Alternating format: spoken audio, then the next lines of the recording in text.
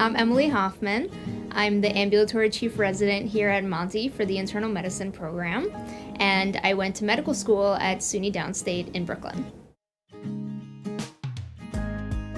I decided to come to Montefiore for a couple reasons. I heard that going to Montefiore really prepares you to be a very strong and competent attending when you graduate.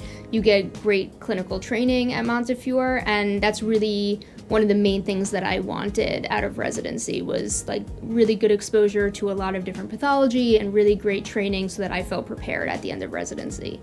And then the second reason was that I actually came to Montefiore for a second look, and I loved the team that I rounded with that day.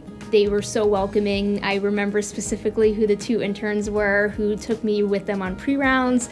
I really enjoyed attending rounds. Everybody just seemed really nice. I really liked the workflow, and so definitely from that second look, it just reinforced my decision to come here.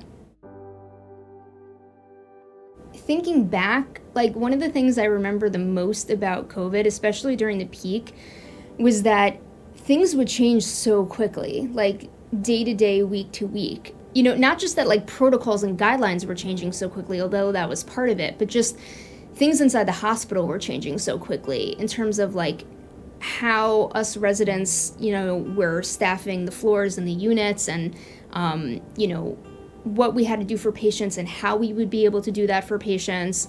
But that being said, the program was great at communication and really keeping us up to date with everything that was happening. We would get daily emails about what was going on. Although it may seem like a lot at times, getting all this information actually helped us do our jobs better because we were in the know.